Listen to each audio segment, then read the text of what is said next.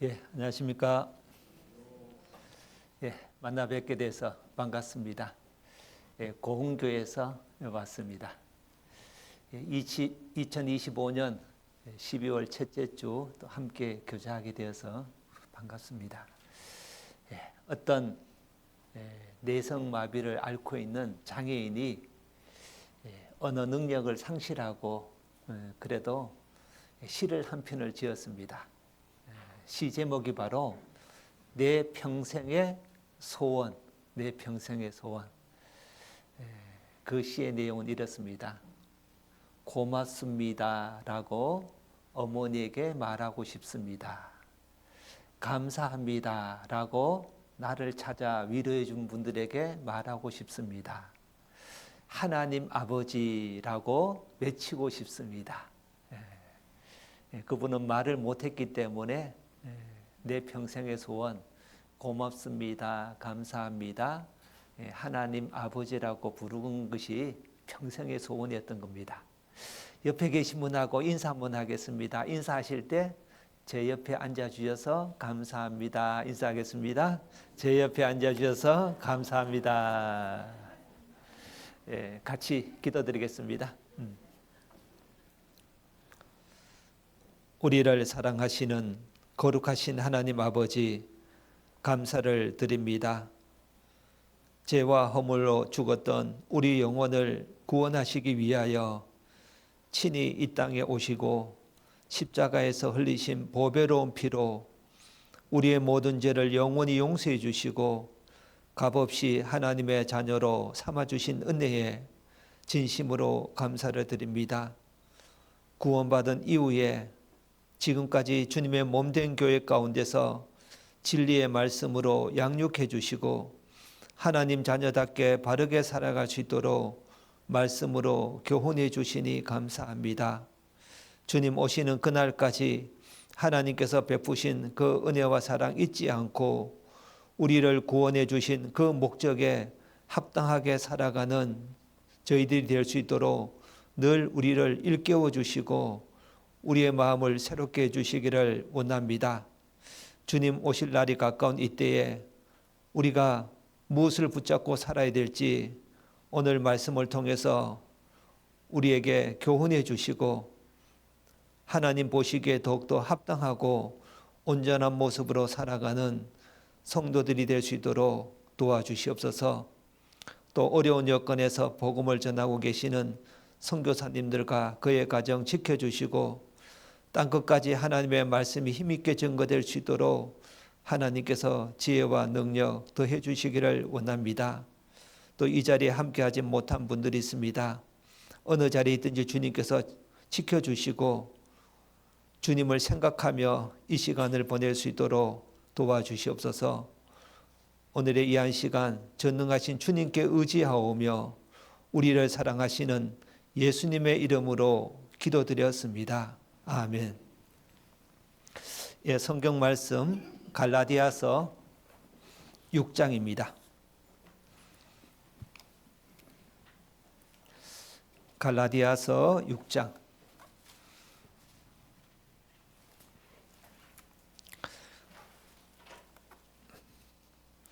갈라디아서 6장 14절입니다. 신약 성경 한 309페이지 정도 될 겁니다. 갈라디아서 6장 14절입니다. 찾으셨으면 같이 한번 읽겠습니다. 그러나 내게는 우리 주 예수 그리스도의 십자가 외에 결코 자랑할 것이 없으니 그리스도로 말미암아 세상이 나를 대하여 십자가에 못 박히고 내가 또한 세상을 대하여 그러하니라. 사람은 살면서 자기의 자신을 이렇게 느끼게 됩니다. 대단한 사람이고 또 많은 것을 할 수 있는 그런 능력이 있는 사람이라고 생각하며 살지만 시간이 지나면서 얼마나 연약하고 또 초라하고 또 아무것도 할 수 없다는 것을 많이 느낍니다. 사람은 한순간도 하나님의 도움이 없이는 살 수 없는 존재이기 때문에 늘 하나님을 의지하고 살아야 되고 또 늘 감사하는 삶을 살아야 될 겁니다. 오늘이란 시간도 하나님께서 선물로 주셨고 이 은혜의 시간 또 우리에게 주어진 인생 많이 주어진 것이 아니라 단 한 번뿐인 인생이기 때문에 우리가 어떻게 사느냐에 따라서 우리의 삶은 영원과 또 연결되어 있다는 것을 잘 알고 있을 겁니다. 그래서 각자에게 주어진 인생을 정말 하나님 앞에 아름답게 장식하고 가꾸기 위해서는 말씀으로 늘 자기 자신을 비춰보고 돌아보는 것이 중요할 겁니다.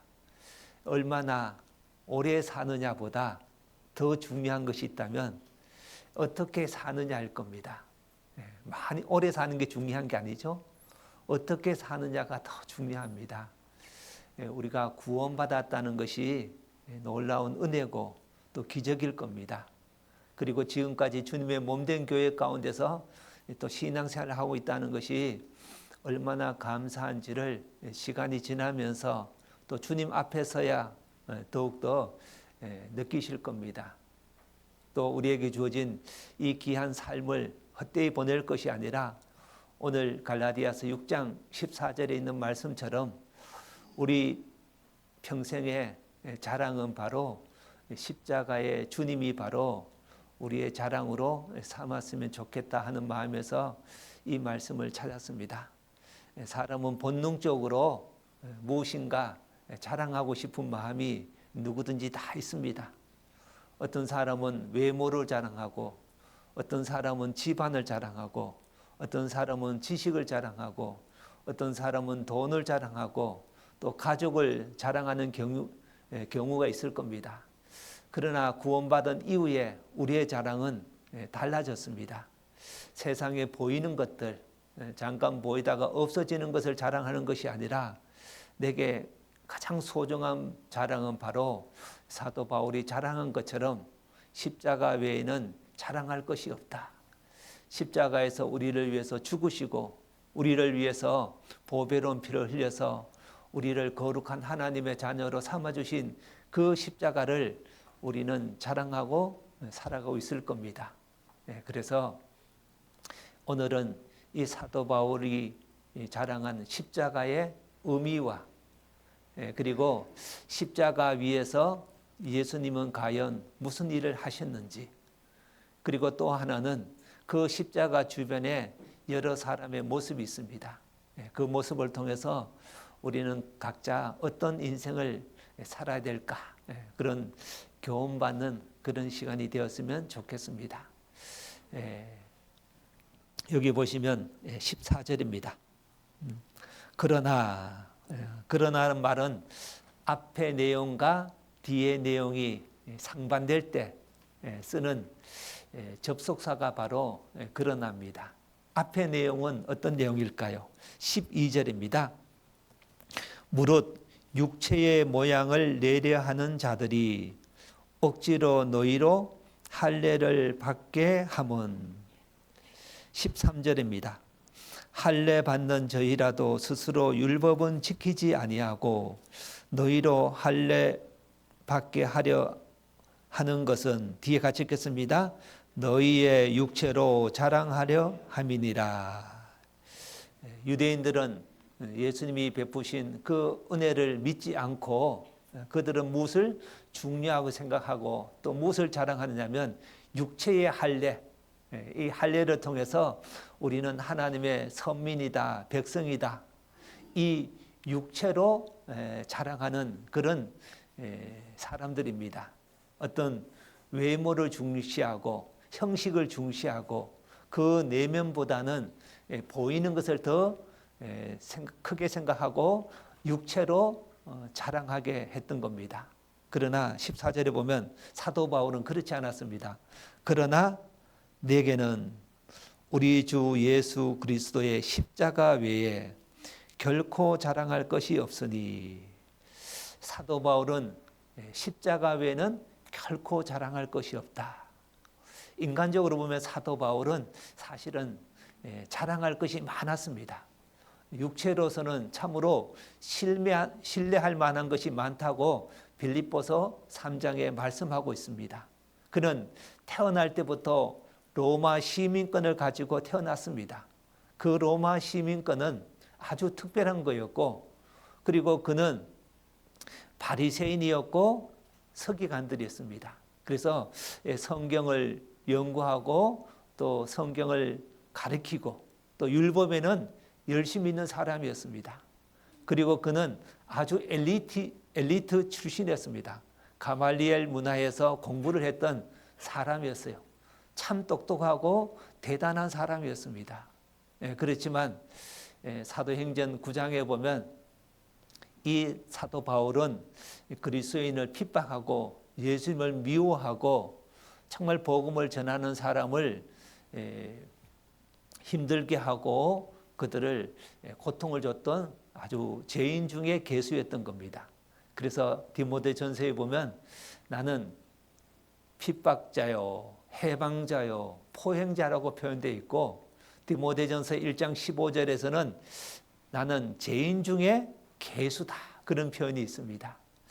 이제 이 사도 바울은 다메섹 도상에서 예수님을 만나고 난 이후에 그의 인생은 달라졌습니다. 자기에게 육체의 자랑은 하나도 하지 않고 그는 십자가의 예수님만 자랑하는 인생으로 변화되었던 겁니다. 왜 그랬을까요? 왜 그런 인생이 되었을까? 그는 하나님을 알고부터, 예수님이 누구인지 알고부터 그의 인생은 달라졌던 겁니다. 사도 바울은 십자가는 바로 많은 사람들이 생각할 때는 이 헬라 제국 때부터 이 십자가는 사형 형틀이었습니다. 저주의 상징이었어요. 아주 큰 죄를 지은 사람 사형시키는 방법이 바로 십자가였던 겁니다. 우리는 이 단순히 십자가를 숭배하고 섬기고 자랑하는 것이 아니라 십자가 위에서 우리를 대신하여 죽으시고 우리의 모든 죄를 영원히 용서해서 영원한 천국에 하나님의 나라에 들어가기 위한 그 주님의 은혜와 주님의 사랑이 그 십자가를 통해서 나타났기 때문에 우리는 십자가를 사랑하고 십자가를 자랑하는 겁니다. 근데 많은 사람들은 이 십자가를 보면서 어떤 마음을 가질까요? 그 십자가의 의미와 십자가의 가치와 그 십자가의 진정한 그 진실을 알게 되면 십자가를 사랑하게 되지만 그 진실과 의미와 가치를 모르면요, 그 십자가는 바로 한편 그냥 아무렇지 않는 그런 나무 토막이 될 겁니다. 그래서 고린도전서 1장에 보면 이렇게 표현되어 있습니다. 여기를 잡아 놓으시고 고린도전서 1장을 보겠습니다. 고린도전서 1장.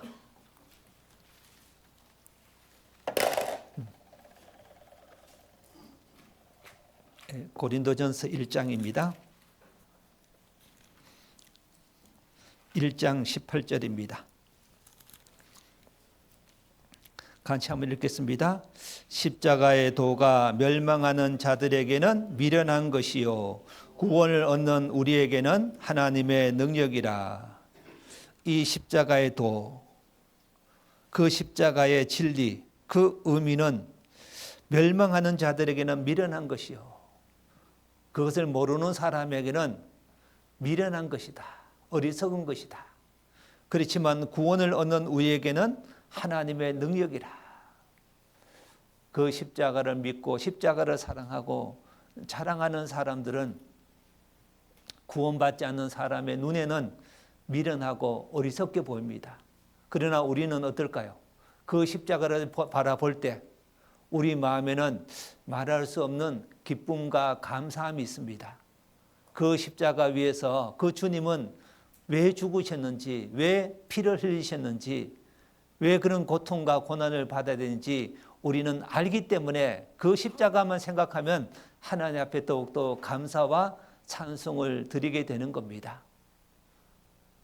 여러분들, 어떤 물건에는요 의미가 있고 그 의미가 부여되면요 가치는 달라진다는 사실입니다. 어떤 사람이 다이아몬드 반지를 가지고 보석상에 찾아갔습니다. 이 다이아몬드 반지가 얼마의 가치가 되겠습니까? 이 보석상에게 보여줬는데 이 보석상이 다 그 다이아몬드 반지를 딱 살펴본 결과요, 가격을 매길 수 없다는 겁니다. 평범한 반지인데 왜 가격을 못 매길까? 그분이 이렇게 말하는 겁니다. 그 반지에 글귀 하나가 적혀 있습니다. 사랑하는 조세핀에게 나폴레옹이. 이 다이아몬드는 평범한 것 같지만 그 글귀 안에는요, 헬라 제국의 대왕 나폴레옹이 사랑하는 여인 조세핀에게 준 반지였던 겁니다. 그러니까 평범한 반지 같지만 거기에는 의미가 부여되니까 가치가 달라지는 겁니다.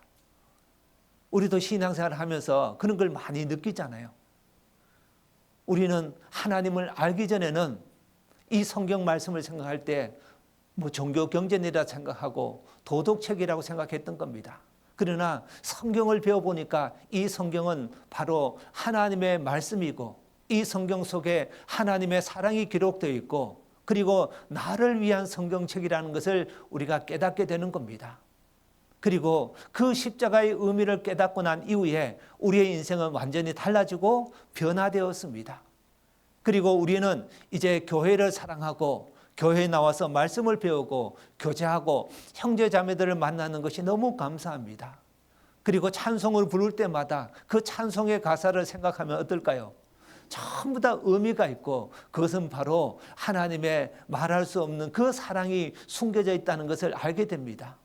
전도 집회 말씀을 들을 때마다 그리고 주일 말씀을 들을 때마다 모임 때마다 그 말씀 속에는 하나님의 사랑과 은혜가 담겨 있음을 우리는 느낍니다.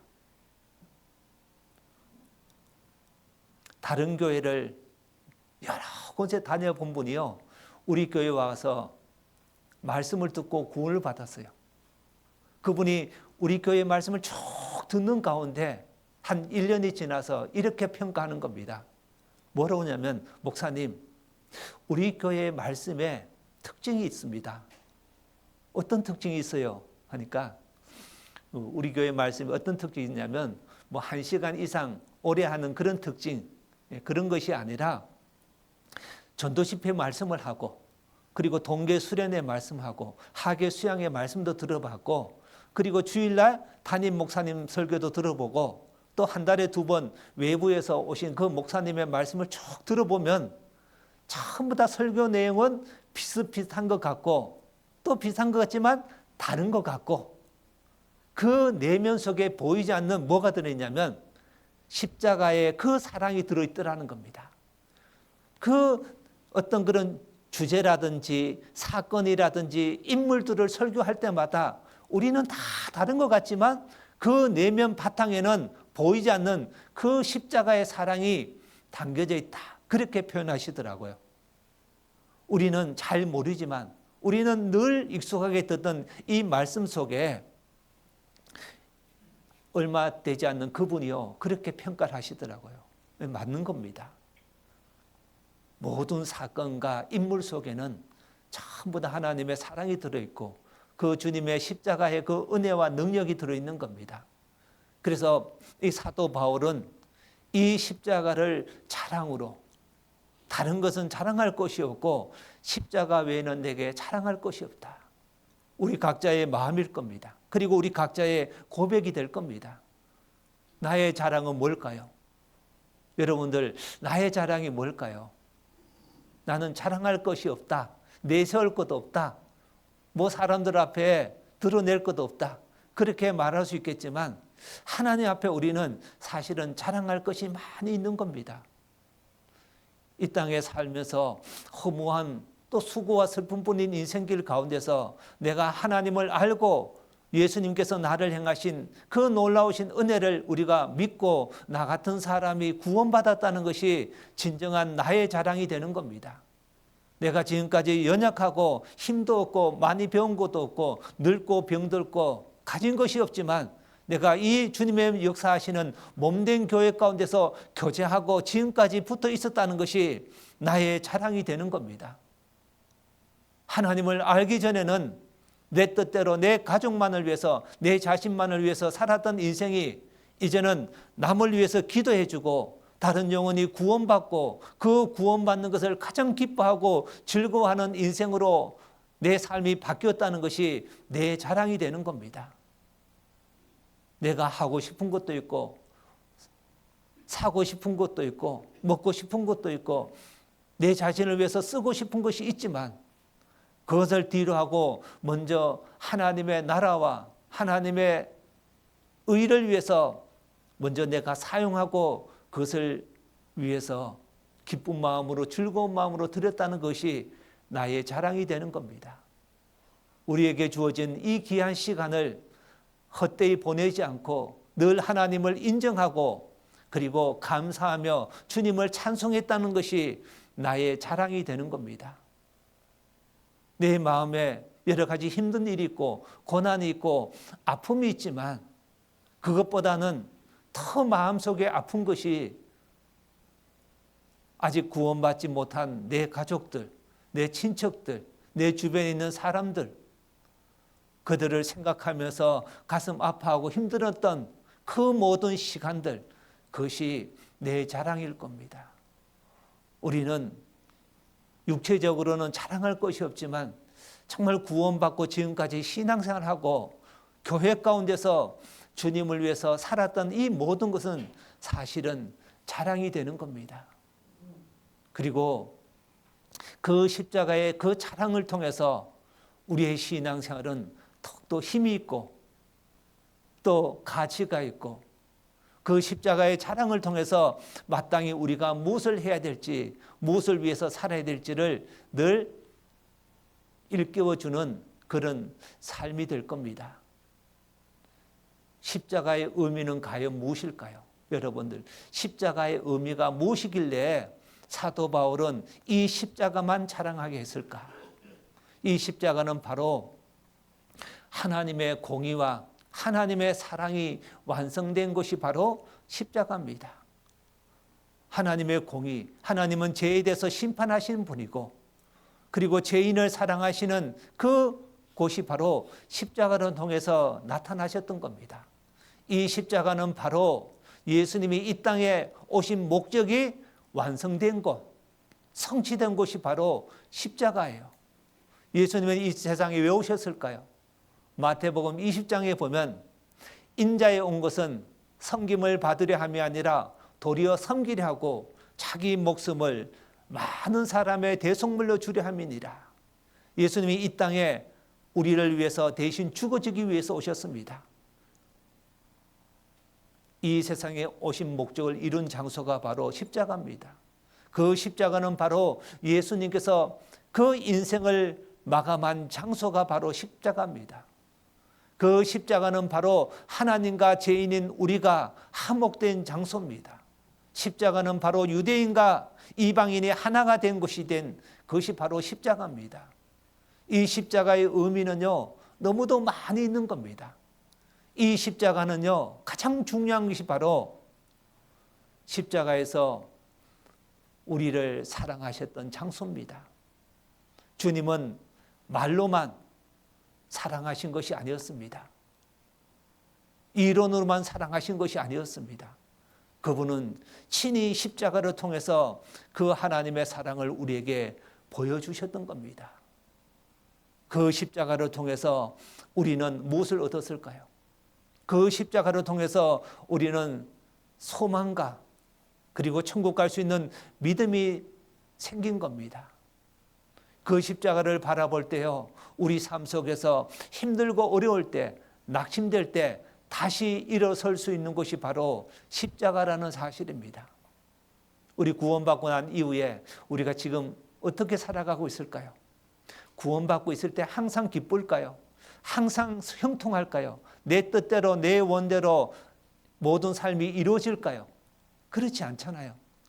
구원받아도 여전히 힘든 것이 있습니다.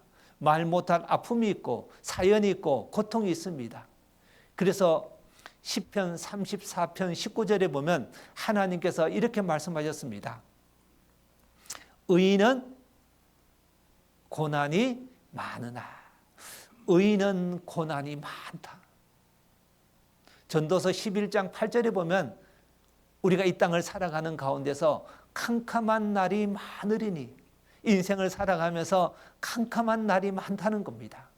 그리고 사도행전 14장 22절에 보면 너희가 하나님의 나라에 들어가려면 많은 환난을 겪어야 할 것이로되, 우리가 하나님 나라에 들어가기까지 많은 환난이 있습니다. 의인은 고난이 있습니다. 구원받고 나면요, 가정생활도 있고 또 직장생활도 있고 또 교회생활도 있습니다.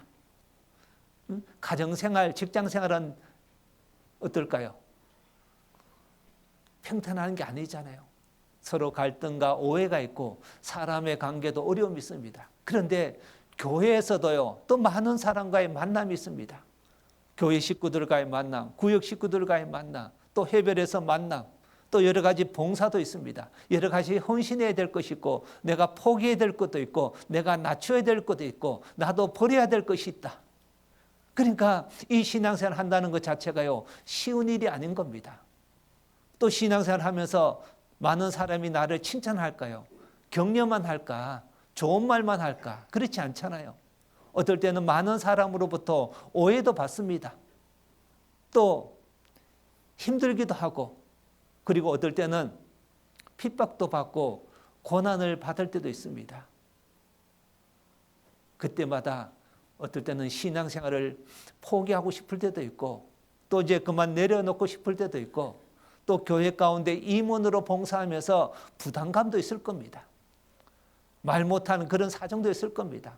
남이 알아주지 못하고 내 마음 이해하지 못할 때도 있습니다. 정말 힘들고 괴로울 때 우리는 조금 전에 찬송한 것처럼 괴로울 때 주님의 얼굴 보라. 우리는 그 십자가를 바라봤을 때, 십자가 밑으로 내려갔을 때 우리는 내 힘들고 침체되고 낙심된 그 마음속에 다시 힘을 얻을 수 있습니다. 여러분들 십자가의 주님을 생각하면 어떨까요? 십자가의 주님을 생각하면 내가 지금 겪고 있는 것, 내가 지금 당하고 있는 것, 내가 지금 힘들어하고 슬퍼하는 것들, 그 주님의 십자가의 그 고통과 비교하면 어떨까요? 비교할 수 있을까요? 비교할 수 없는 겁니다. 예수님께서 십자가에서 양손에 못이 박히고 양발에도 못이 박히고 머리에는 가시 멸류관을 썼습니다. 내가 아무리 큰 고통을 겪는다 할지라도 그 십자가의 주님의 고통과 비교할 수는 없다는 겁니다. 그리고 내가 지금까지 살면서 아픈 것들, 괴로운 것들, 지금 주님이 겪는 그 고통과 비교할 수 없습니다. 주님은 그 고통뿐 아니라 십자가 위에서 부끄러움까지 당하고 있습니다. 예수님은 그 죄인들을 위하여 창조주 하나님께서 친히 고난을 받으시고 대신해서 죽으시는데 그것도 모르고 주님을 비방합니다. 조롱하고 멸시하고, 누가복음 23장에 보면 백성들은 그 주님의 죽음을 뭐로 어떻게 볼까요? 구경하고 있습니다. 그럼에도 불구하고 주님은 다 참으셨어요. 그리고 옷도 다 벌거벗겼습니다. 그 부끄러움과 수치 이루 말할 수 없을 겁니다. 그럼에도 불구하고 주님은 그 고난도 참으시고 부끄러움도 개의치 않았습니다. 왜 그랬을까요? 히브리서 12장 2절에 보면 앞에 있는 즐거움을 위하여 주님은 고난을 참으셨다고 되어 있고 부끄러움을 개의치 않는다고 말씀했습니다. 나 같은 사람이 구원받을 것을 생각하면서 그 십자가에서 구원을 완성하고 구원을 이루기 위해서 주님은 끝까지 참으시고 부끄러움까지 다 견디셨던 겁니다. 그것은 바로 우리를 위한 사랑이었습니다.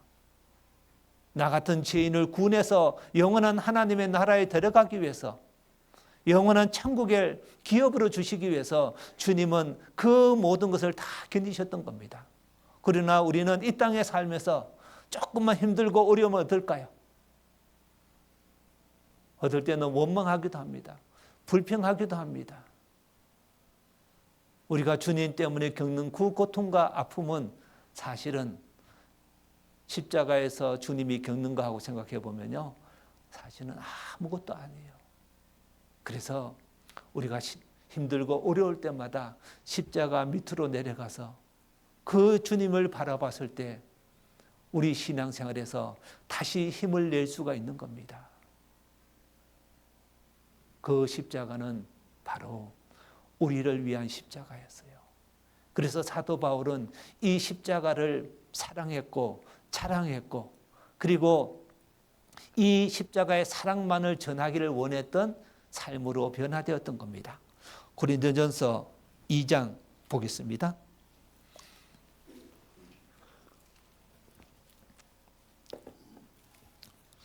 고린도전서 2장 2절입니다.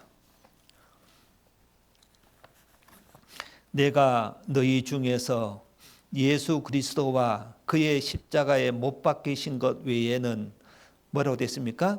아무것도 알지 아니하기로 작정하였습니다. 예수 그리스도와 그의 십자가에 못 박히신 것 외에는 아무것도 알지 아니하기로 작정하였습니다. 그는 예수님에 대해서, 그 십자가의 사랑을 대해서만 정말 알기를 원했던 겁니다. 가장 고귀하고 그것이 바로 나를 향한 하나님의 놀라우신 그런 은혜와 사랑이기 때문에 그렇습니다. 그래서 23절에 보면 1장 23절입니다. 1장 23절. 우리는 십자가에 못 박힌 뭐로 됐습니까? 그리스도를 전하니. 우리는 십자가에 못 박힌 그리스도를 전한다. 우리도 이 땅에 사는 동안 우리가 해야 될 일이 뭘까요? 우리를 왜 구원해 주셨을까? 왜 이 땅에 남겨두셨을까? 왜 오늘이라는 시간을 우리에게 주시고 이 교회를 허락해 주시고 형제자매를 우리에게 주셨을까? 내 옆에 아직 구원받지 못한 가족과 친척과 여러 이웃들을 뒀을까? 하나님의 이 십자가의 은혜를 전하게 하기 위해서 하나님은 오늘이라는 시간을 우리에게 허락해 주셨던 겁니다. 우리가 하나님 앞에 아무 쓸모없는 사람이다. 그렇다면 하나님은 우리를 데려갔을 겁니다. 우리에게 하나님의 사랑이 있고 전할 마음이 있고 간절함이 있고 또 기도하기 때문에, 영혼을 사랑하는 마음이 있기 때문에 하나님이 우리를 살려주시고 오늘이라는 시간을 우리에게 주셨습니다. 우리는 그 하나님의 거룩하신 그 목적을요 결코 잊어서는 안 될 겁니다. 하나님은 우리를 어떻게 구원해 주셨을까요? 하나님은 우리를 어떻게 구원해 주셨을까? 대충 구원해 주신 게 아니잖아요. 완전하게 구원해 주셨습니다. 완벽하게 구원해 주셨고 영원히 구원해 주셨습니다. 그런데 우리의 삶은 하나님 앞에 어쩌면 너무 부끄럽고, 그리고 능력 없는 삶을 살아간다면 하나님이 우리를 바라보실 때 과연 어떤 모습으로 바라보고 있을까요? 하나님이 지금 우리를 바라보실 때 어떤 모습으로 바라볼까요? 내가 너를 위해서 죽어줬는데 정말 그것이 기쁨이다, 보람이다, 내가 정말 잘했다, 내가 너를 위해서 죽어준 것이 정말 가치가 있다, 그런 생각을 하실까요? 내가 너를 위해서 이 모든 것을 다 주었는데 너는 과연 무엇하느냐? 너는 어떤 삶을 살고 있느냐? 하나님이 우리에게 물으신다면 정말 우리는 부끄러울 겁니다. 저 역시도 마찬가지입니다. 한 해를 우리가 되돌아보면 어떨까요? 한 해를 바라보면서, 한 해를 되돌아보면서 나는 과연 어떤 삶을 살았을까 반성해보고 한마디로 정의하면 어떻게 정리할 수 있을까? 저도 이제 2025년 한 해를 지내면서 나는 하나님 앞에 어떤 모습일까 생각을 해봤습니다. 딱 세 마디로 정리가 되더라고요. 첫 번째는 하나님 죄송합니다. 하나님 죄송합니다. 우리는 그 크신 하나님의 사랑 앞에 정말 최선을 다하지 못했다. 부끄러운 모습이 있다. 버리지 못한 것이 있다. 인색한 것이 있다. 왜 이렇게 살았을까? 정말 하나님 앞에 죄송합니다. 또 하나는 하나님 감사합니다. 이렇게 부족한 사람, 연약한 사람을 교회 가운데 신앙생활을 할 수 있도록 도와주신 것, 기회를 주신 것 감사합니다. 그리고 또 하나는 모든 것이 하나님의 은혜였습니다. 하나님의 은혜였습니다. 우리의 삶은요, 모든 것이 하나님의 은혜입니다. 우리가 하나님 앞에 서면요, 과연 어떤 말을 할 수 있을까요? 사도행전 24장에 보면 사도 바울은 이렇게 고백하고 있습니다. 사도행전 24장 14절에 보면 내가 당신께 고백하리이다. 그는 재판을 받는 중에요. 그 벨릭스 총독 앞에서 자기 인생을 고백합니다. 뭐라고 고백하냐면 다른 사람들이 이 예수 믿는 사람을 이단이라고 말합니다. 전염병 같은 존재라고 말합니다. 그렇지만 그 조상 때부터 섬기는 그 하나님을 나는 섬겼습니다. 그리고 하나님 앞에 내가 소망을 가지고 살았습니다. 악인과 의인의 부활이 있다는 것을 그는 믿고 소망했습니다. 그리고 성경에 기록된 것을 다 믿었습니다. 그리고 하나님 앞에서, 사람 앞에서 양심의 꺼리낌 없기를 힘썼습니다. 사도 바울은 이렇게 고백하고 있었던 겁니다. 사도 바울은 정말 그 고백 속에요, 그의 삶이 다 드러납니다. 남들이 뭐라 해도 그는 다른 사람의 말을 신경 쓰지 않았습니다. 사람의 말에 두려워하지 않았습니다. 어떤 말을 한다 할지라도 그는 이 성경 속에 하나님과 예수 그리스도를 믿었고 그리고 섬겼다는 사실입니다. 그리고 그의 남은 인생은 하나님 말씀을 믿었고 순종했고 그리고 소망을 가지고 살았고 하나님 앞에서 양심의 꺼리낌 없기를 힘썼다. 정말 이것은 대단한 고백인 겁니다. 그러나 이스라엘 초대 왕 사울은 어떠했을까요? 사울 왕, 하나님은 이스라엘의 왕으로 세워줬습니다. 사울을. 그런데 사무엘상 15장에 보면 하나님은 사울 왕을 이렇게 평가합니다. 내가 사울로 왕 삼으신 것을 후회하였더라. 하나님께서 사울을 왕으로 세워놨는데 후회하셨더라. 안타까워했다는 겁니다. 하나님이 보실 때 우리는 마치 사울 같은 모습이 있지 않았을까요? 정말 우리를 보면서 왕 같은 제사장, 하나님의 거룩한 백성, 하나님의 자녀로 삼아주신 그것에 내가 정말 잘했다. 그것이 아니라 안타까워하고 슬퍼했다면요.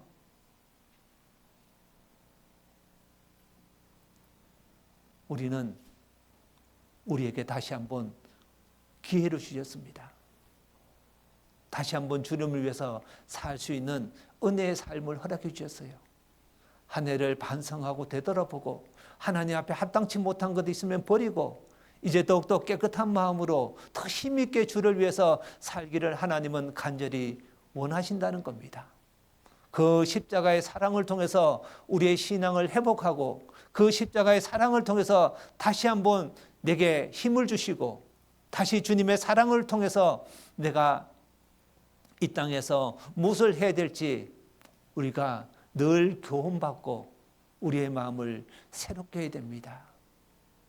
우리는 하나님의 그 사랑이 헛되지 않도록 늘 우리의 마음과 우리의 삶을 가꾸고 관리하지 않으면 안 됩니다. 이제 우리의 삶의 목적은요, 정말 주님만을 위해서 살아야 되는 겁니다. 이 세상의 삶은 다 지나갑니다. 그래서 고린도전서 7장에 보면 이렇게 표현했잖아요. 이 세상 형적은 다 지나가미르라. 이 세상 형적은 다 지나간다는 겁니다. 어떤 삶을 살았든지 다 지나가요.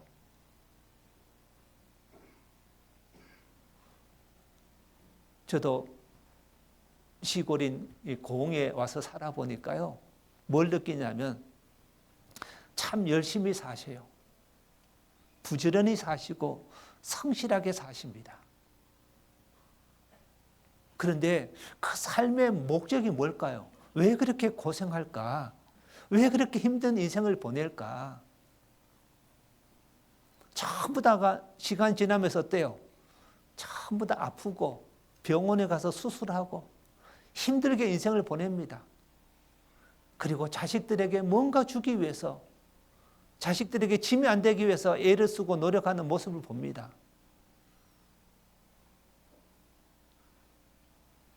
그런데 그렇게 힘들게 사는 목적, 돈 버는 목적, 결국은 왜일까요? 왜? 누구를 위해서? 무엇 때문에? 하나님은 우리에게 생명을 주시고 호흡을 주셨습니다. 우리에게 귀한 삶을 허락해 주셨습니다. 그리고 우리를 구원해 주셨습니다. 그 십자가의 사랑으로 우리를 하나님의 자녀로 삼아 주셨다면 정말 이제 남은 인생은 내가 삶의 목적은 먹든지 마시든지 무엇을 하든지 하나님의 영광을 위해서 살아야 되고, 하나님이 주신 이 귀한 몸을 그냥 아프고 병원에 가서 수술하고 그럴 것이 아니라, 사실은 수술하고 싶은 마음은 없겠죠.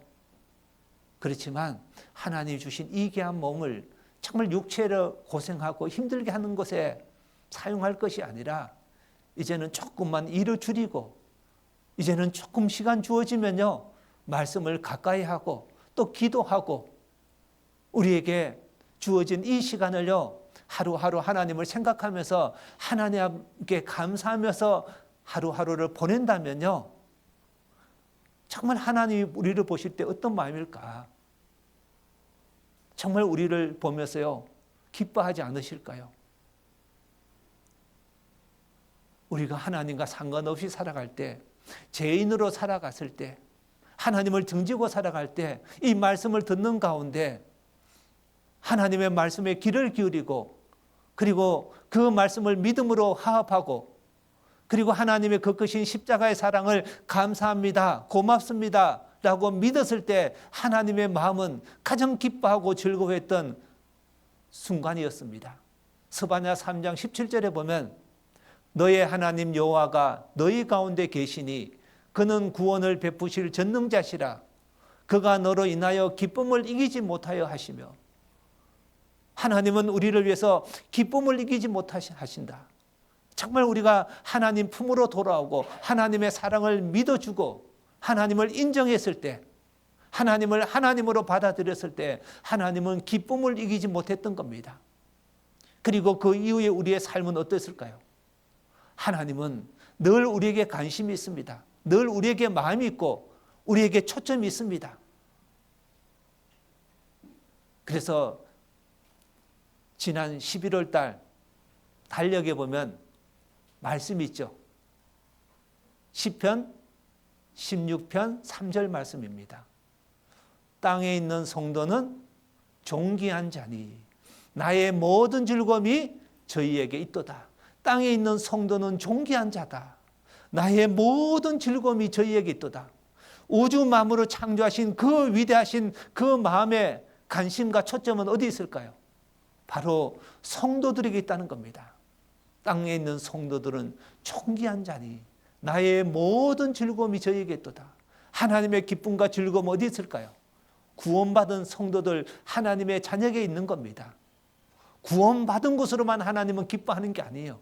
구원받은 이후에 어떻게 사느냐, 성도답게 살아갔을 때, 성도다운 인생을 살아갔을 때 하나님의 모든 즐거움이 저에게 있도다. 우리가 어떻게 사느냐에 따라서요, 하나님이 기뻐하시고 말할 수 없는 영광을 드릴 수 있지만, 한편으로 우리가 잘못된 마음으로 아무런 생각 없이 살아가고 목표 없이 살아가고 하나님께서 베푸신 그 구원의 은혜와 사랑을 잊고 살아가면 하나님의 마음은 슬프실 거예요. 우리는 하나님을 기쁘게 할 수도 있지만 그 하나님의 마음을 슬프시게 할 수 있다는 거예요. 그래서 우리에게 주어진 이 귀한 것들, 시간들요, 헛되이 보내면 안 되는 겁니다. 세상적으로 보면 자랑할 것이 없는 사람이 있습니다. 나이 많습니다. 힘도 없습니다. 가진 것도 없어요. 아무런 소망도 없어요. 능력 없는 이분도요, 하나님 볼 때는 정말 위대한 삶을 산 경우가 있습니다. 대표적인 사람이 누구냐면 누가복음에 나옵니다. 누가복음 2장 한번 보겠습니다. 누가복음 2장입니다.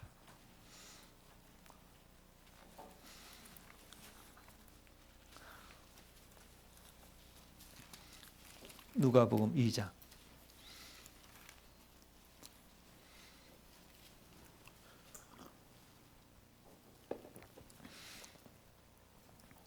누가복음 2장 36절. 누가복음 2장 36절. 또 아셀 지파 바누엘의 딸 안나라 하는 선지자가 있어 나이 매우 늙었더라. 나이 매우 늙었더라. 그가 출가한 후, 이제 결혼한 후 7해 동안 남편과 함께 살다가 가부된 지 뭐라고 됐습니까? 84년이라. 참 인생 보면요, 나이가 많이 먹었다는 것을 알 수 있습니다. 결혼하고 남편과 7년을 살았어요.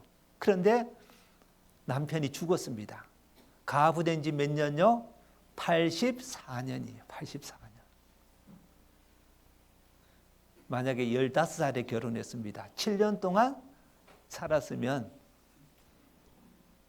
22, 가부된 지 84년, 그러면 106살이죠. 그죠? 84년 동안 그런 인생을 보냈습니다. 나이도 많죠. 힘도 없죠. 세상에 참 자랑할 것도 없습니다. 그런데 하나님은 이 사람을 이렇게 평가했습니다. 37절 다시 보겠습니다. 가부된 지 84년이라 이 사람이 성전을 떠나지 아니하고 주야에 금식하며 뒤에 같이 읽겠습니다. 기도함으로 섬기더니. 참 위대한 인생을 살았습니다. 비록 그렇게 나이 많았고 늙었고 힘없지만 성전을 떠나지 아니하고 주야에 금식하며 기도함으로 섬기더니. 참 우리가 이걸 보면 하나님 앞에 보이는 것이 전부가 아니다. 어떤 외적으로요, 젊고 돈 있고 능력 있고 많이 배운 게 중요한 게 아니라 더 중요한 것은 어떻게 사느냐일 겁니다. 정말 우리가 교회를 떠나지 않고 그리고 정말 기도함으로 주님을 섬긴다는 것은요, 이거는 정말 위대한 신앙인 겁니다. 우리가 항상 기도할 수 있습니다. 항상 교회 가운데요, 머물러서 주님께 찬송을 드리고 감사를 드리고 그리고 주님을 섬기고 정말 기도할 때 기도할 제목도 많이 있잖아요. 그래서 하나님 앞에 가면요, 평가가 다 다를 거예요. 우리가 교회 내에서 뭐 직분 맡은 사람도 있고 전도인도 있을 수도 있습니다. 그러나 보이지 않는 곳에서 뭐 어떤 그런 직분도 없이 살아가는 분들도 있어요. 하나님 앞에 가면 완전히 다를 겁니다. 칭찬과 영광이 큰 줄 알았는데 가보면 그렇지 않은 분도 있고, 세상에서는 눈에 띄지 않았지만 하나님 앞에 가면 정말 큰 영광과 칭찬이 주어지는 사람도 있을 겁니다. 이 안나라는 이 연세 드신 여선자를 통해서 우리에게 교훈해 주는 겁니다. 여기 100세 넘은 분 없죠? 저희 교회도 제일 연세 많으신 분이 95세입니다. 근데 그 95세 할머니가 간증하니까 전부 다 큰 박수를 쳐요. 95세 할머니가 구원받는 간증을 하는 겁니다. 내가 어떻게 구원받았다. 그 딸이 전도하는데요, 너무너무 믿고, 그리고 다른 사람들이 자꾸 딸을 욕하고 하니까, 그리고 이상하게 말하니까 자기 기분이 안 좋다라는 겁니다. 자기 딸이 전도 집회가 있다고 옛날에는 전단지를요, 전봇대마다 갖다 붙이고 그랬었는데, 그 어머니가 그 딸이 하는 것이 부끄러워서 몰래 뒤따라가면서요, 전단지도 다 뜯어냈대요. 근데 나중에 알고 보니까 정말 그것이 잘못했다. 이 하나님의 사랑을 깨닫고 난 이후에 이제 딸이 고마운 겁니다. 그때부터 신앙생활이 시작이 되었어요. 그리고 비록 연세는 드셨지만 제가 찬양은 못합니다. 95세이기 때문에 숨도 차고 그렇지만 찬양 가사를 외우는 겁니다. 95세 할머니가 그러냐면 창세기, 출애굽기, 성경 목록가 있잖아요. 66권을 그대로 다 외우는 겁니다. 그것을 듣는 형제 자매들의 마음이 어떨까요? 정말 감사하다. 정말 대단하다. 우리 육체의 나이가 중요한 게 아니잖아요.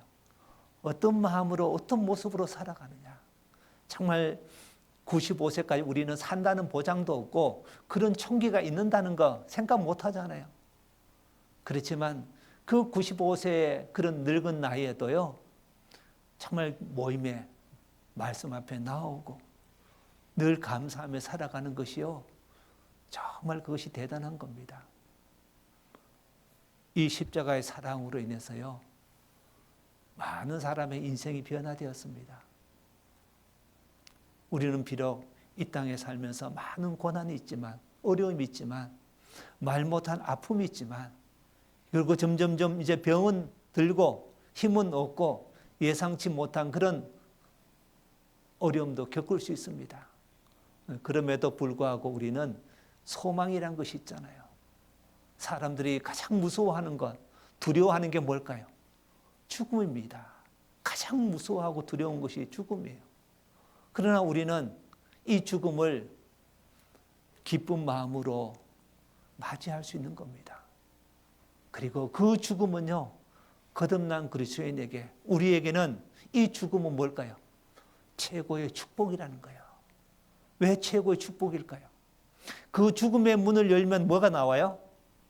그 죽음의 문을 열면요, 딱 천국이 기다리고 있습니다. 시편 73편에 보면 우리를 영접하신다고 되어 있습니다. 영접하신다. 이 땅에서는 주의 교훈으로 인도하시고 그 후에는 영광으로 영접하시리니. 우리가 이 땅에서 살아있을 때 주님을 만나지 못하면요, 이 죽음의 문을 건너서 가잖아요. 죽음의 문은 저주가 아니고 두려움인가 공포가 아니라 이 죽음의 문을 열면 영원한 천국에 들어가기 때문에 구원받은 그리스도인에게는 최고의 축복입니다. 하나님은 그런 인생을 우리에게 주셨어요. 그 십자가의 의미는요, 너무도 놀라운 겁니다. 그래서 사도 바울은 십자가를 자랑했습니다. 십자가 외에는 결코 자랑할 것이 없다. 내 인생길에도 마찬가지입니다. 십자가 외에는 우리는 자랑할 것이 아무것도 없습니다. 왜 그러냐면 내가 가지고 있는 것들, 가지고 가는 것이 하나도 없습니다.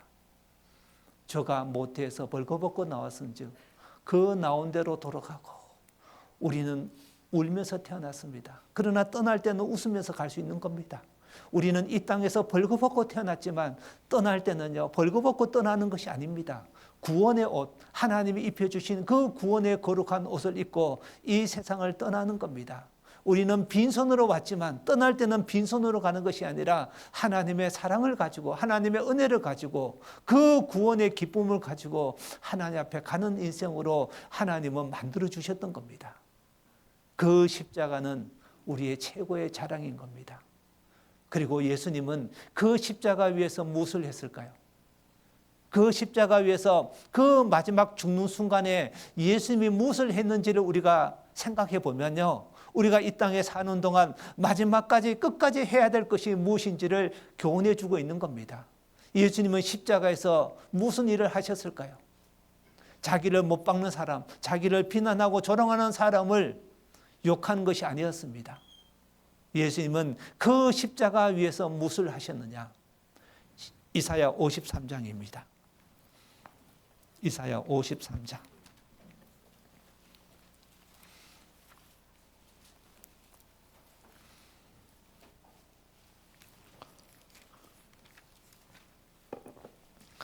이사야 53장.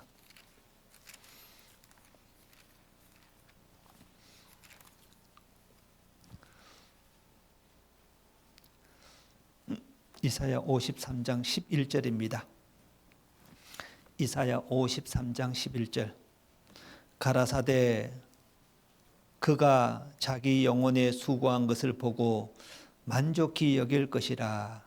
나의 의로운 종이 자기 지식으로 많은 사람을 의롭게 하며 또 그들의 죄악을 친히 담당하리라. 그들의 죄악을 친히 담당하리라. 12절입니다.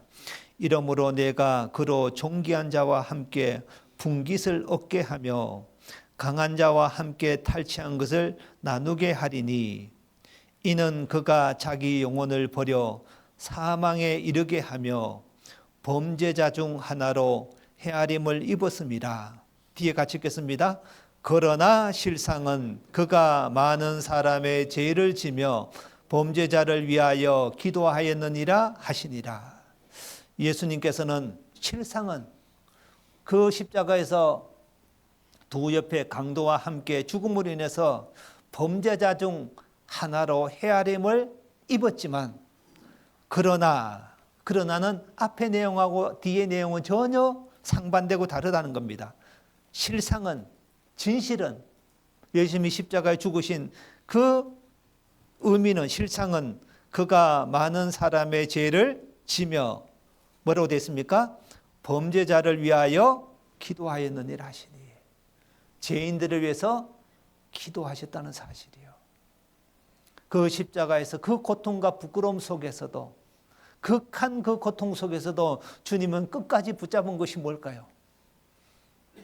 범죄자들을 위하여 기도하였느니라. 그래서 누가복음 23장에 보면 예수님께서 십자가에 매달리실 때 제일 먼저 하신 것이 있죠? 뭐라고 말씀하셨을까요? 아버지여, 저들의 죄를 용서하여 주시옵소서. 아버지여, 저들의 죄를 용서하여 주시옵소서. 지금 자기들이 무슨 일을 하는지 알지 못합니다. 저들의 죄를 용서해달라고. 자기를 못 박는 사람들을 위해서, 예수님이 왜 죽는지 모르는 많은 죄인들을 위해서 예수님은 친히 기도하셨던 겁니다. 우리도 끝까지 붙잡아야 될 게 뭘까요? 기도라는 겁니다. 기도. 누구를 위한 기도? 나를 위한 기도도 있지만 누구를 위한 기도일까요? 죄인들을 위한 기도. 아직 구원받지 못한 사람들을 위해서 우리는 기도해야 되고, 이 말씀을 전해줘야 되고, 이 말씀을 깨달으면요, 우리와 동일한 믿음과 소망을 가지게 되는 겁니다. 왜 하나님을 싫어할까요? 왜 예수님을 싫어할까요? 그들의 마음이 나쁜 걸까요? 그들이 마음속에 세상 욕심이 가득한 걸까요? 교회와 예수 믿는 사람들 싫어해서 그럴까? 그렇지 않은 겁니다. 알지 못하기 때문에 그렇습니다. 우리가 그런 분들을 위해서 끝까지 포기하지 않고 쉬지 않고 기도하면요, 틀림없이 하나님은 귀한 열매로 채워주실 겁니다. 예수님의 그 기도를 통해서 누가 구원받았을까요?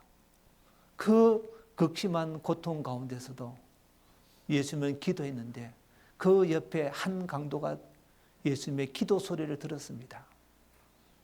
평생 강도짓만 하고 악한 삶을 살았던 그 강도가 회심했습니다. 여러분들 이해가 될까요?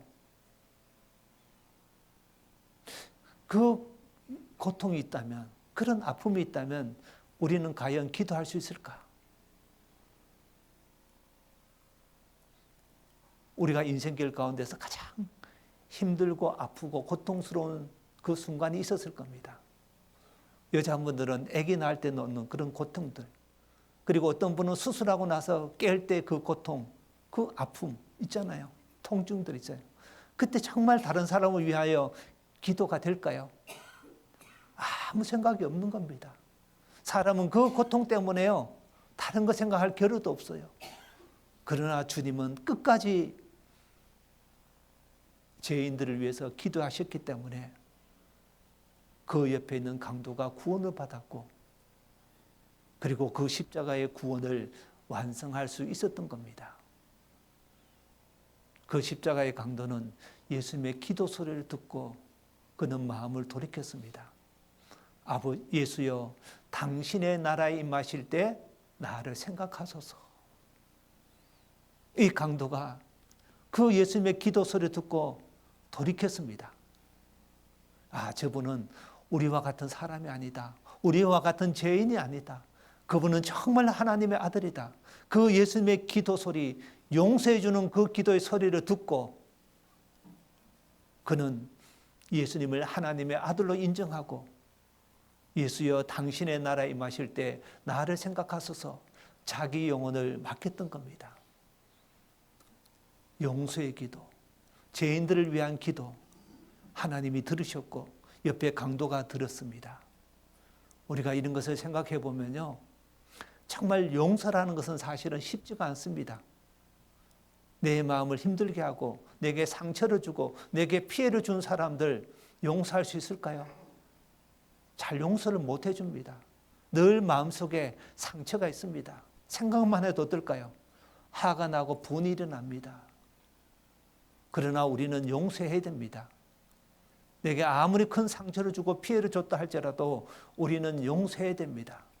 용서하는 것이 지혜로운 거고, 용서하는 것이 결국은 우리가 내 마음의 평안함과 하나님의 위로가 있기 때문에 그렇습니다.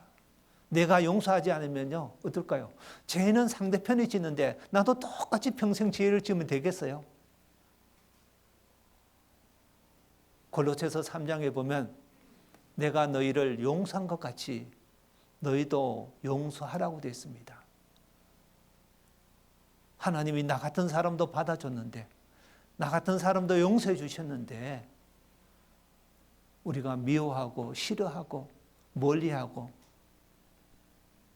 마음에 잘못된 마음을 품고 있으면 안 된다는 겁니다. 요셉은 자기를 판 형들을 용서했습니다. 다윗은 왕으로 있을 때 자기를 저주한 시므이라는 사람을 용서했습니다. 그들은 왜 용서할 수 있었을까요? 요셉은 왜 용서할 수 있었을까? 다윗은 왜 용서를 할 수 있었을까? 그들을 죽일 수 있었는데, 그들에게 고통을 줄 수 있었는데, 그들에게 안가품할 수 있는 그런 기회가 주어졌음에도 불구하고 그들은 용서를 해줬습니다. 왜 용서를 했냐? 하나님을 연결시켰습니다. 요셉은 형들을 보면서 이렇게 말합니다. 하나님께서 나를 앞서 이곳에 보내신 겁니다. 내게 큰 이스라엘 백성들을 그 기근에서 구원하기 위해서 나를 먼저 이곳에 보냈습니다. 하나님의 섭리와 하나님이 하셨다는 것을 인정했습니다. 다윗은요, 그 시므이라는 사람이 자기를 저주할 때 비루한 자여 가거라 가거라, 왕을 저주했을 때 그 시므이라는 사람을 단칼에 죽일 수 있었지만 저 저주는 바로 하나님이 내게 한 것이다. 하나님 앞에 자기의 잘못을 뉘우치고 돌이키고, 그리고 시므의 입을 통해서 하나님이 내게 한 말이다, 그런 생각을 하니까요, 이 시므이를 용서할 수 있었던 겁니다.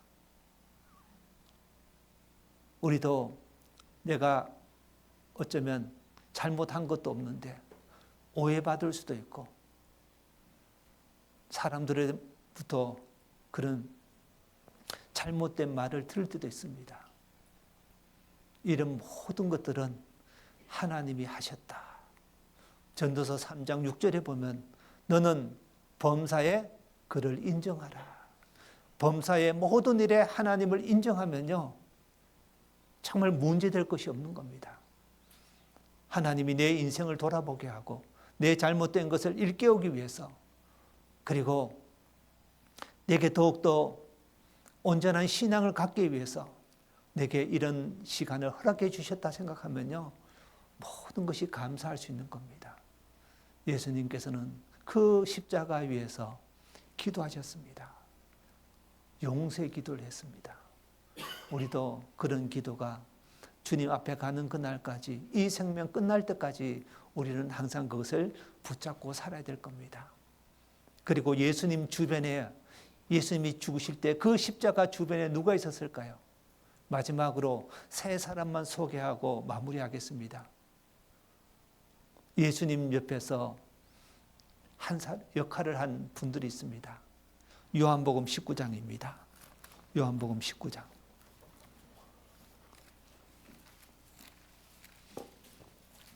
요한복음 19장입니다.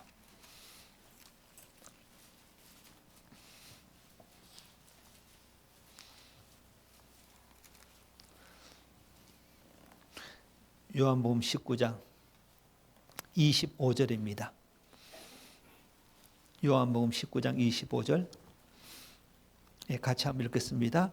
예수의 십자가 곁에는 그 모친과 이모와 글로바의 아내 마리아와 막달라 마리아가 섰는지라. 예수의 십자가 곁에는 누가 있는지 기록했습니다. 그 모친, 이모, 글로바의 아내 마리아와 막달라 마리아가 섰는지라. 예수님의 제자들 3년 반이나 예수님을 따라다니면서 예수님이 행하신 많은 기적을 보았고 예수님이 전하시는 말씀을 들었습니다. 그러나 그 제자들은 예수님을 떠났지만 끝까지 예수님 곁에 머무르고 있었던 여인들이 있었습니다. 다른 사람은 다 버린다 할지라도 끝까지 주님을 따르는 사람이 있습니다. 예수님 곁에 머무르는 사람이 있습니다. 우리는 예수님의 십자가 곁에 머무르는 사람이 된다는 것은 바로 주님이 역사하시는 이 주님의 몸된 교회 가운데 함께 있는 겁니다. 우리가 무슨 일이 있어도, 어떤 일을 겪어도 우리는 이 주님의 몸된 교회를 떠나지 않고 계속해서 머무르고 있을 때 하나님은 우리를 통해서 하나님의 귀한 일을 하실 겁니다. 요한복음 15장에 보면 나를 떠나서는 너희가 아무것도 할 수 없음이니라. 우리는 주님을 떠나서는요, 아무것도 할 수 없어요. 내가 대단한 사람 같지만 주님의 몸긴 교회를 떠나고 하나님의 말씀을 멀리하고 기도하지 않으면 어떤 인생이 될까요? 교회를 떠나면 내가 신앙생활을 더 잘할까요? 더 하나님을 가까이 하고 더 하나님을 사랑하고 영혼을 사랑하는 마음이 있을까? 그렇지 않습니다. 우리는 부족하지만, 아직 힘이 없고 연약하지만 이 교회 가운데 머물러 있을 때 하나님이 우리에게 공급해 주시는 은혜가 있습니다.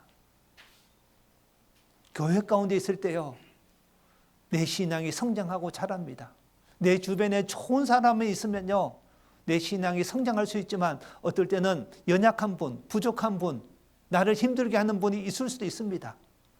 어쩌면 그것이요, 내 신앙을 점점점 더욱더 온전하게 만들어가는 과정이라는 겁니다. 비록 날카로운 병조각이지만요, 물속에서 계속해서 부딪힙니다. 나중에 뭐로 바뀔까요? 그 모나고 날카로운 부분은 전부 다요, 깎여서 아주 부드럽게 변할 겁니다. 매끄럽게 변하는 겁니다. 우리가 신앙생활 하는 가운데도 마찬가지예요.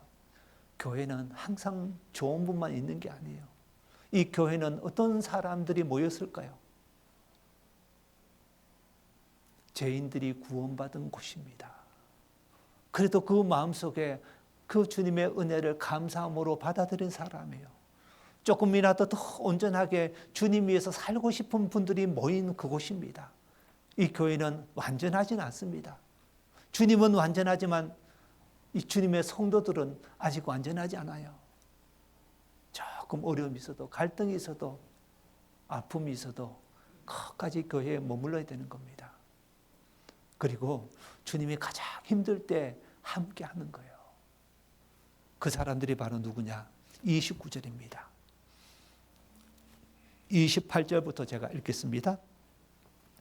이후에 예수께서 모든 일이 이미 이룬 줄 아시고 성경으로 응하게 하려 하사 가라사대 내가 목마르다 하시니, 예수님께서는 내가 목마르다 그 말씀을 했을 때요, 29절입니다.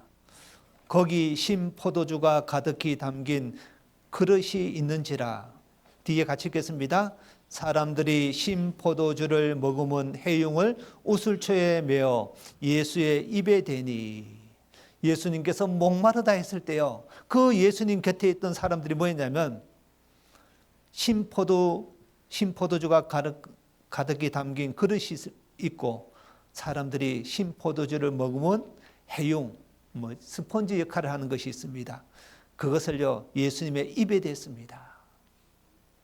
예수님이 목마르다 할 때요, 그 신포도주를 머금은 해흉을 예수님의 입에 대어준 사람이 있었습니다.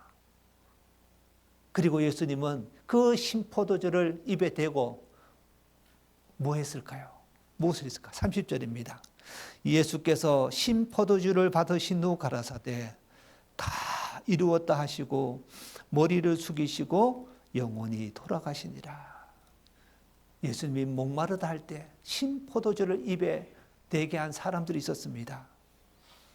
그래서 29절에 보면 사람들이 신포도주를 머금은 해흉을 우슬초에 메어 예수의 입에 대니, 예수님이 가장 목말라 할 때, 가장 갈증을 느낄 때 예수님의 입술에 신포도주를 대어준 사람들이 있었어요. 그리고 예수님은 신포도주를 받으신 후 가라사대 다 이루었다. 다 이루었다 하기 전에 이런 예수님의 입술을 죽인 그런 사람들이 있었어요. 마지막 때, 주님 오실 날이 가까운 이때에 우리가 말씀에 끼어서 주님의 마음을 시원케 하고 주님의 갈증을 풀어주는 그 사람, 그런 사람을 하나님은 지금도 찾고 있습니다. 주님이 가장 힘들고 고통스러울 때가 우리 시대가 아닐까 생각해 봅니다. 주님의 마음은 변함없습니다. 어제나 오늘이나 영원토록 변치 않으시는 주님, 마지막 때가 될수록 주님의 마음은 더욱 아프고 힘드실 겁니다. 왜? 하나님의 형상을 가진 영혼들이, 내가 죽기까지 사랑한 영혼들이, 내가 목숨까지 바치고 이 땅에 죄인으로 모습으로 오셨고 십자가에서 그 비참하게 죽으시고 인간들을 위해서 대신 죽어주신 그 사랑 앞에 사람들은 그것을 모르고 자기 생각대로 살아가고 자기 뜻대로 살아가고 하나님을 등지고 살아갈 때 주님의 마음은 어떨까요? 자녀를 키워보신 분들은 그 마음을 아실 겁니다. 내가 낳아서 어떻게 길렀는데, 어떤 고생을 했는데, 어떻게 학교에 보내고 어떻게 뒷바라지 했는데 그 부모의 마음을 모르고 부모를 등지고 살아갑니다. 부모를 멀리해요.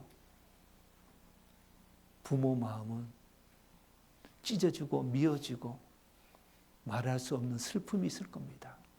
이때일수록 우리가 주님을 가까이 하고 주님의 마음을 시원케 하고 주님께 감사와 영광을 돌리는 그런 사람이 되기를 주님은 원하십니다. 그리고 정말 십자가로 자랑하는 사람은 어떤 사람일까요? 마가복음 15장입니다. 마가복음 15장.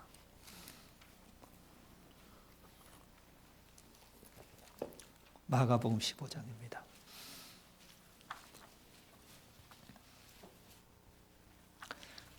마가복음 15장 21절. 마가복음 15장 21절. 마침 알렉산더와 루포의 아비인 구레네 사람 시몬이 시골로서 와서 지나가는데 저희가 그를 억지로 같이 가게 하여 예수의 십자가를 지우고 예수를 끌고 골고다라 하는 곳에 이르러. 예수님이 십자가를 지고 골고다 언덕으로 올라갈 때 예수님은 그 무거운 십자가 때문에 넘어지고 쓰러졌습니다. 이 로마 군병들이요, 이제 그 주변의 많은 사람들 가운데서 예수님의 십자가를 대신 지고 가게 할 사람을 찾았던 겁니다.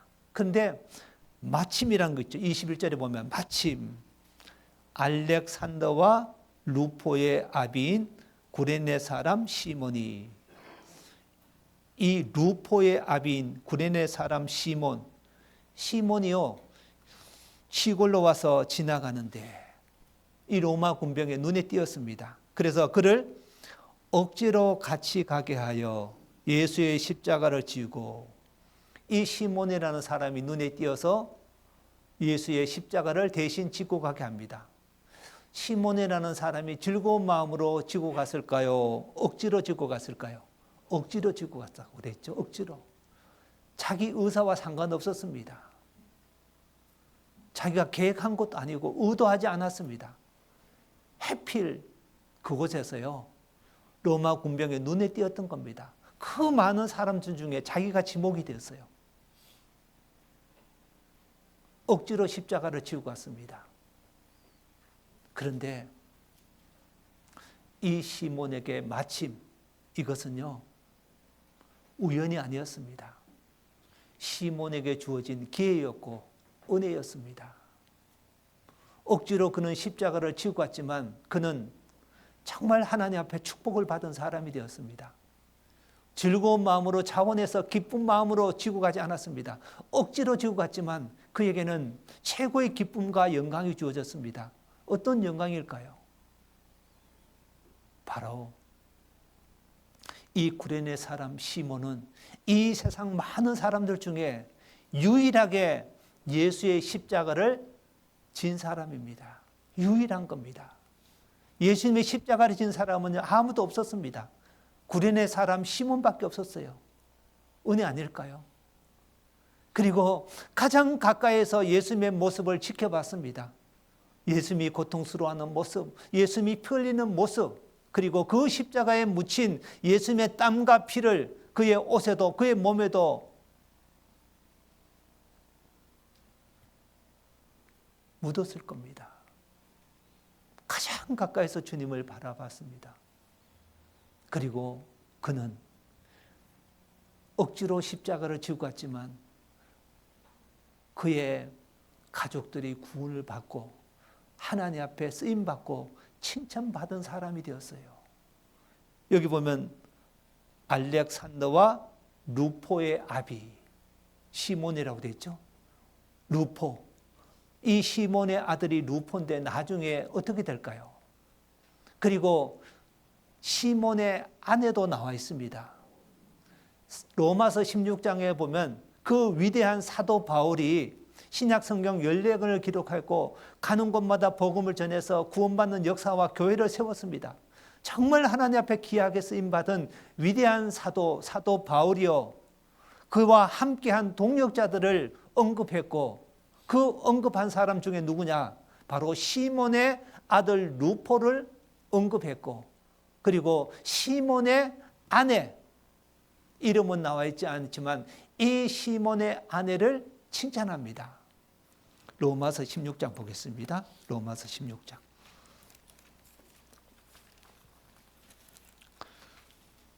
로마서 16장입니다. 13절. 13절. 주 안에서 택하심을 입은 뭐로 됐습니까? 루포와 그 어머니에게 문안하라. 뒤에 같이 읽겠습니다. 그 어머니는 곧 내 어머니니라. 주 안에서 택하심을 입은 루포, 이 시몬의 아들 루포, 주 안에서 택하심을 입었다. 사도 바울의 동역자가 된 겁니다. 그리고 시몬의 아내 뭐로 됐습니까? 그 어머니에게 문하라. 그 어머니는 뭐로 됐습니까? 곧 내 어머니니라. 사도 바울이 어머니같이 생각했던 존재가 누굴까요? 시몬의 아내 루포의 어머니였던 겁니다. 이걸 보면요, 이 하나님께서 예수의 십자가를 억지고 지고 간 시몬에게 주어진 축복이 어떠함을 우리에게 성경을 통해서 기록했습니다. 왜 보여줬을까요? 예수의 십자가를 지고 간 사람, 억지로 지고 간 사람, 그 사람에게도 엄청난 축복이 주어졌다. 그 자식들이 잘 되고 하나님 앞에 쓰임받았다. 그 아내도요, 사도 바울이 어머니처럼 생각했다는 겁니다. 내 어머니다. 우리가 이런 모습을 보면서 우리가 이 땅에 사는 동안 각자의 십자가가 있습니다. 주님을 따를 때 자기 십자가를 지고 주님을 따를 것이라고 말씀했습니다. 각자에게 주어진 십자가가 있습니다.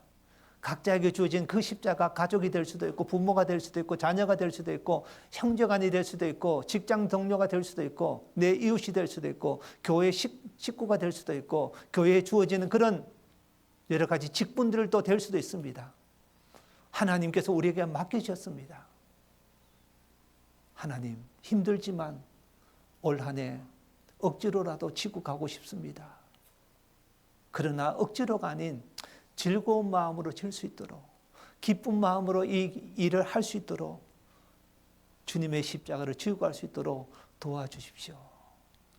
끝까지 주님을 의뢰하고 주님을 생각하고 주님이 주신 십자가를 내가 지고 가기를 마음에 각오하고 결심하면요, 우리를 통해서, 나를 통해서 엄청난 귀한 일들이 일어날 겁니다. 억지로 지고 간 시몬에게도 이런 은혜가 주어졌다면 우리가 자원해서 기쁜 마음으로 즐거이 헌신했을 때요, 우리에게 말할 수 없는 그런 기쁨과 영광을 돌려주실 겁니다. 그래서 오늘 사도 바울이 자랑한 십자가, 그 십자가는 바로 우리를 향한 하나님의 사랑이었습니다. 그리고 십자가 위에서 예수님은 용서의 기도를 하셨습니다. 그리고 십자가 옆에 있는 분들 어떤 모습으로 살았는지 우리가 생각하면서 우리에게 주어진 이 귀한 삶을 헛되이 의미 없이 살 것이 아니라 항상 주님을 생각하면서 주님께 감사와 영광을 돌리면서 하루하루 살기를 주님은 기뻐하실 겁니다. 같이 기도드리겠습니다. 하나님 아버지, 감사합니다. 주님이 우리에게 베푸신 은혜와 사랑, 십자가를 통해서 깨닫게 되었고 하나님의 그 크신 사랑이 이제 우리 마음속에 주어졌기에 우리의 남은 생에 주님을 위해서, 주님의 기쁨을 위해서 살게 해주신 것 감사합니다. 주님 앞에 서는 그날까지 우리에게 주어진 십자가를 즐거이 메고 갈 수 있도록 도와주시고 주님 앞에 섰을 때 감사와 기쁨과 영광을 고백하는 귀한 보성교회 성도들이 될 수 있도록 도와주시옵소서. 주님 앞에 섰을 때 잘하였도다, 착하고 충성된 종이라는 칭찬을 얻을 수 있도록 우리의 마음과 우리의 삶을 늘 지켜주시고 은혜 가운데, 평강 가운데 인도해 주시기를 원합니다. 모든 것 주님께 감사드리며 우리를 사랑하시는 예수님의 이름으로 기도드렸습니다. 아멘.